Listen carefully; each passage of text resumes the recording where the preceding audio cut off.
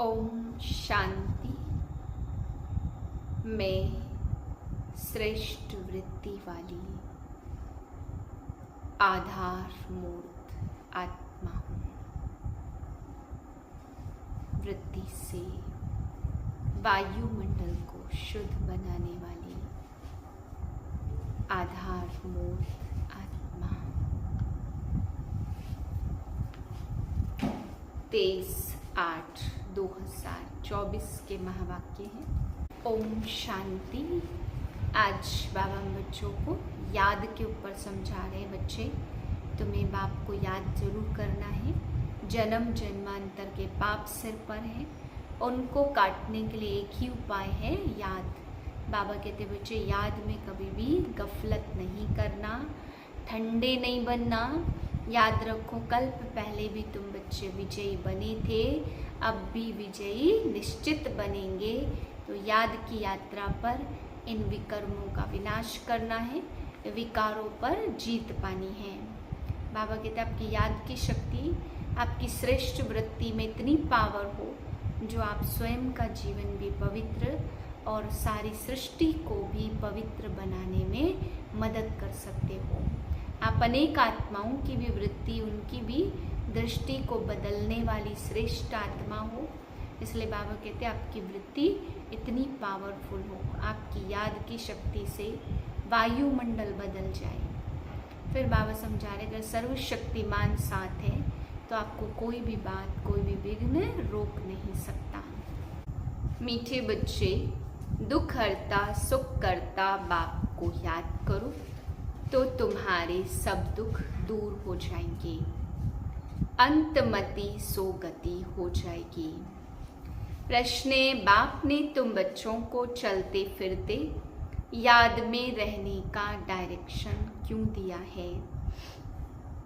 उत्तर है, क्योंकि याद से ही जन्म जन्मांतर के पापों का बोझा उतरेगा। याद से ही आत्मा सतो प्रधान बनेगी।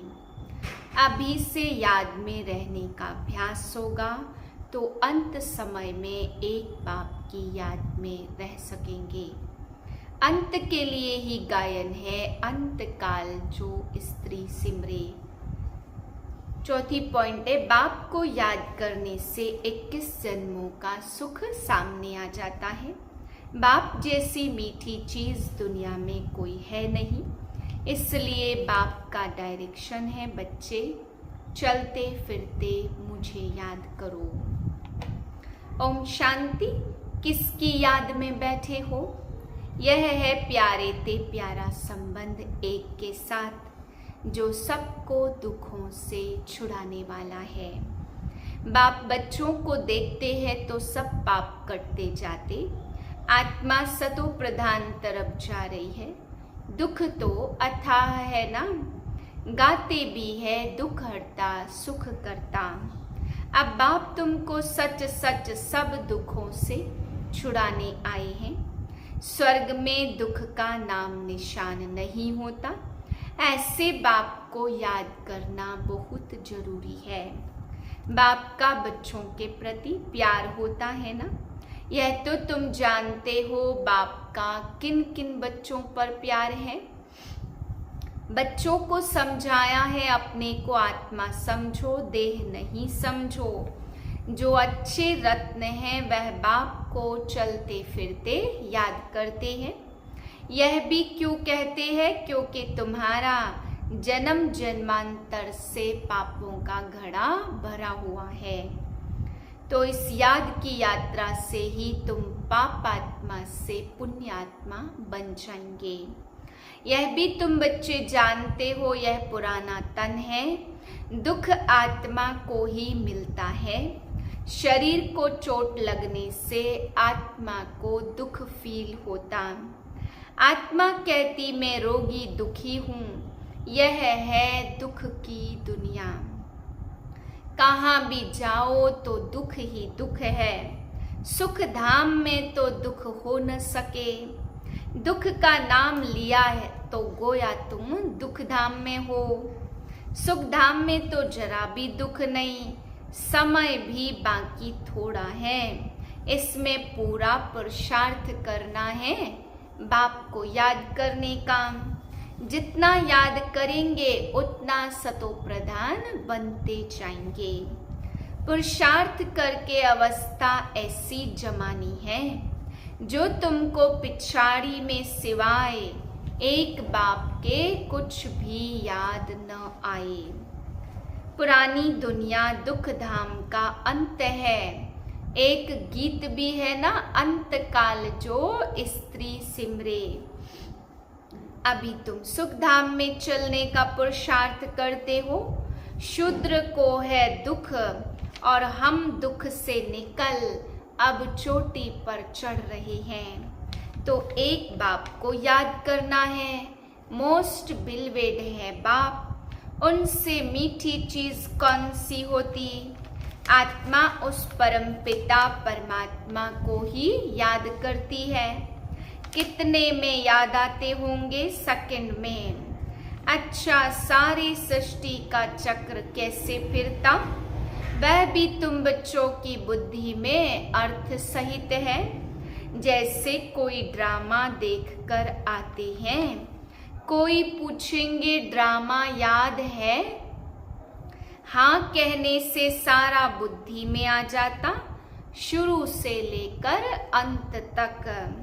बाकी वह वर्णन करके सुनाने में तो समय लगेगा।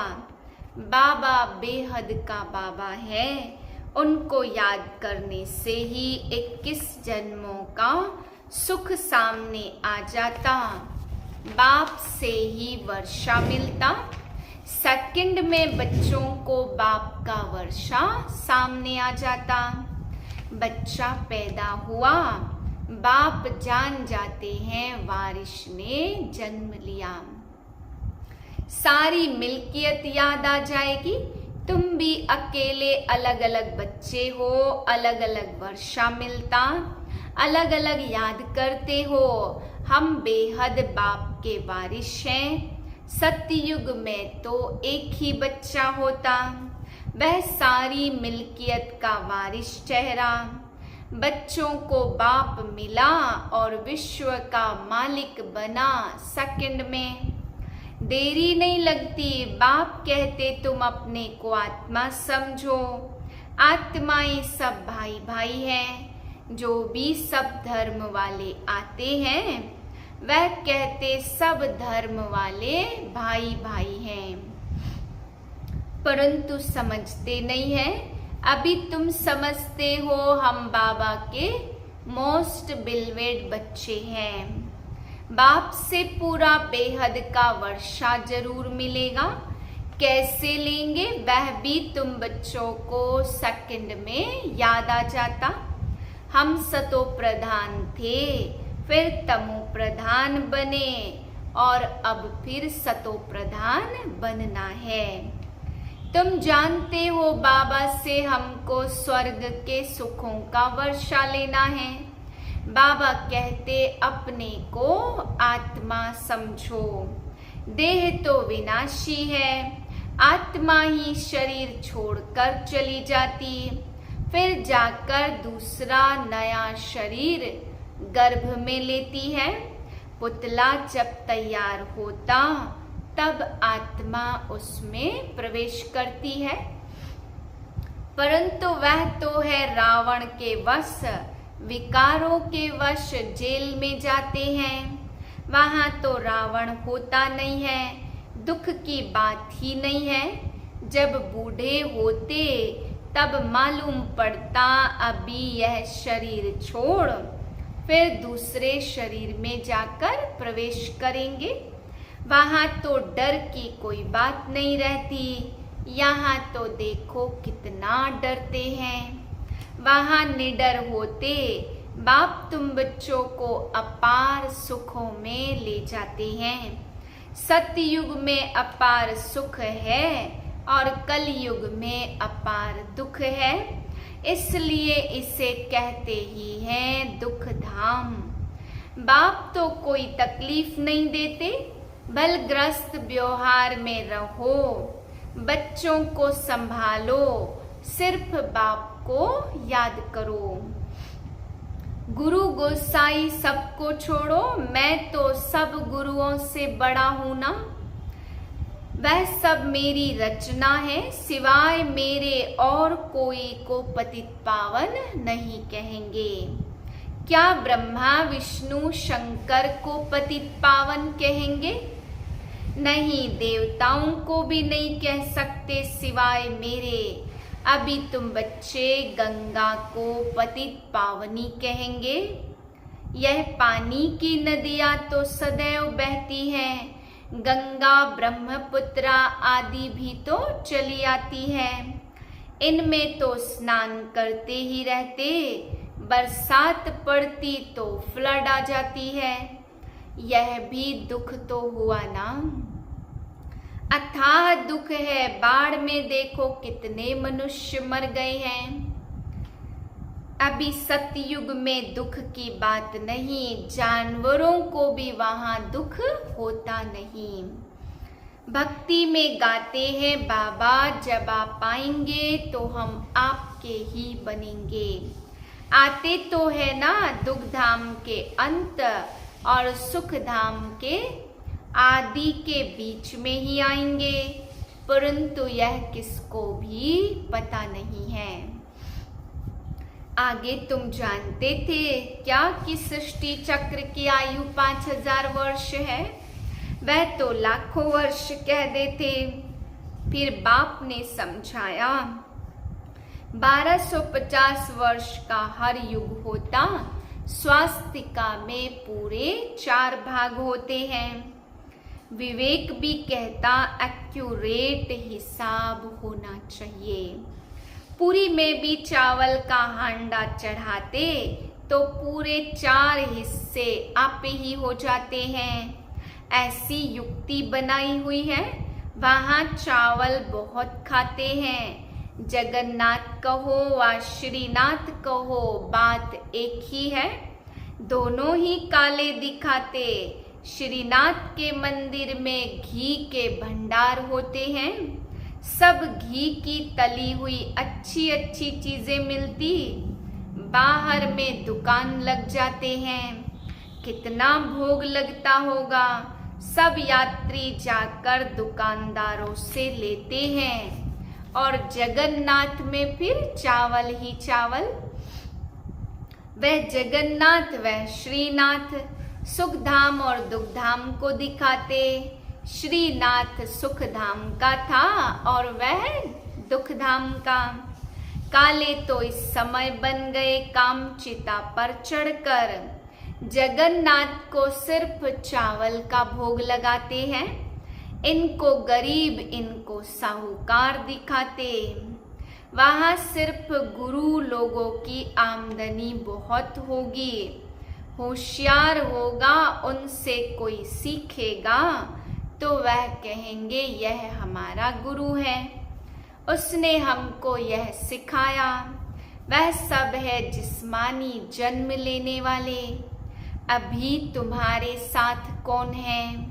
विचित्र बाप वह कहते यह मेरा शरीर नहीं है, यह तुम्हारे इस दादा का शरीर है जिसने पूरे 84 जन्म लिए हैं। इनके बहुत जन्मों के अंत में मैं इनमें प्रवेश होता हूँ।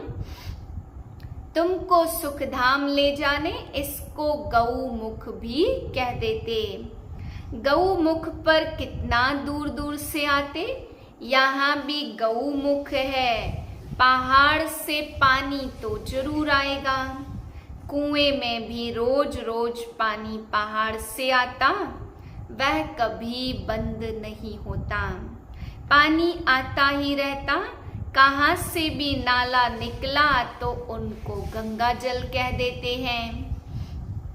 वहां जाकर स्नान करने लगते, गंगा जल समझते, लेकिन पतित से पावन इस पानी से थोड़े बनेंगे। बाप कहते पतित पावन मैं हूँ, हे आत्माएं मामेकम याद करो। इस समय दुनिया में सभी पाप करते रहते। बाप तुमको जन्म जन्मांतर के पापों से छुड़ाने आए हैं। 63 जन्म का हिसाब किताब है, थोड़ी थोड़ी कला कम होती जाती, जैसे चंद्रमा की कलाएं कम होती, यह फिर है बेहद का दिन रात। अभी सारी दुनिया पर, उसमें भी खास भारत पर राहु की दशा बैठी हुई है। राहु का ग्रहण लगा हुआ है। अभी तुम बच्चे शाम से सुंदर बन रहे हो, इसलिए श्री कृष्ण को भी श्याम सुंदर कहते हैं। सचमुच काला बना देते, काम चिता पर चढ़े हैं तो निशानी दिखा दी है, परंतु मनुष्यों की कुछ बुद्धि चलती नहीं। एक सांवरा और दूसरा गोरा कर देते। अभी तुम गोरा बनने का पुरुषार्थ कर रहे हो, सतो प्रधान बनने का पुरुषार्थ करेंगे तब तो बनेंगे ना। इसमें तकलीफ की कोई बात नहीं है। यह ज्ञान अभी तुम सुनते हो, फिर प्रायः लोप हो जाता है। भल गीता पढ़कर सुनाएंगे, परंतु यह ज्ञान तो सुना न सके। वह हुआ भक्ति मार्ग के लिए पुस्तक। राम के मंदिर में भी जाते, राम को भी काला कर दिया। विचार करना चाहिए, काला क्यों बनाते हैं। काली कलकत्ते वाली भी है, माँ माँ कह हैरान होते। सबसे काली वह है और बहुत भयानक भी दिखाते, उनको फिर माता कहते हैं। तुम्हारे यह ज्ञान बाण, ज्ञान कटारी आदि हैं, तो उन्होंने फिर हथियार दे दिए हैं। वास्तव में काली पर पहले मनुष्यों की बलि चढ़ाते थे, अभी गवर्नमेंट ने बंद कर दिया। आगे सिंध में देवी का मंदिर नहीं था। जब बम फटा तो एक ब्राह्मण बोला, काली ने हमें आवाज दी है, हमारा मंदिर है नहीं, जल्दी बनाओ, नहीं तो और भी बम फटेंगे। बस ढेर पैसे इकट्ठे हो गए, मंदिर बन गया। अभी देखो ढेर मंदिर है, कितनी जगह भटकते हैं।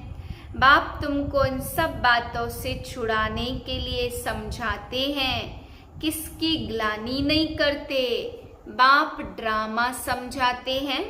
यह सृष्टि चक्र कैसे बना है, जो कुछ तुमने देखा वह फिर भी होगा। जो चीज नई नहीं है वह बनती है, तुम समझ गए हो। अभी हमारा राज्य था, वह हमने गवा दिया। अब बाप कहते नर से नारायण बनना है तो पुरुषार्थ करो। भक्ति मार्ग में तुम बहुत कथाएं सुनते आए, अमर कथा सुनी, फिर कोई अमर बने।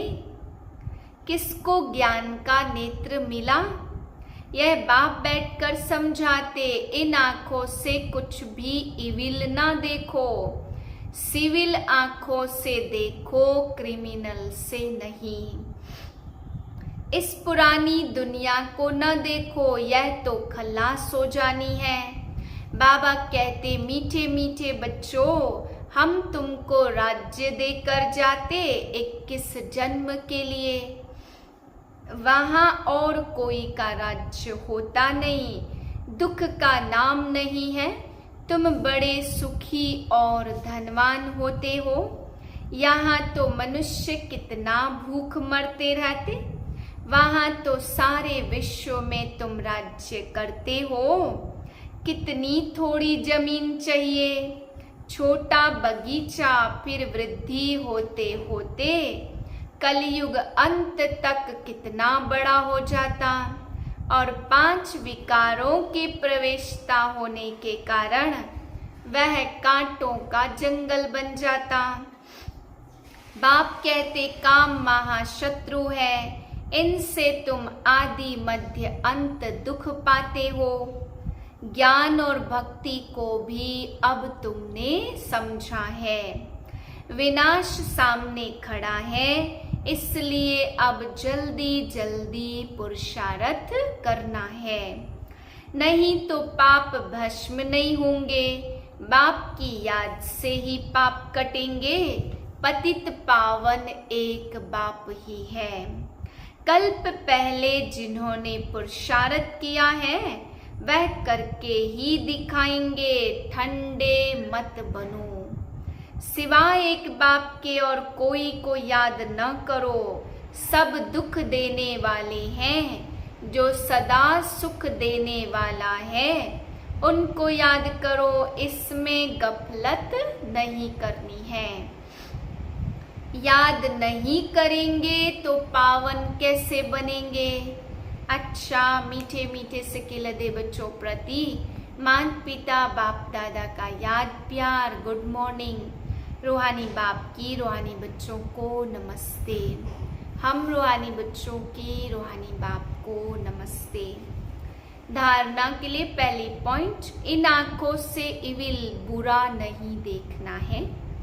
बाप ने जो ज्ञान का तीसरा नेत्र दिया, उस सिविल नेत्र से ही देखना है।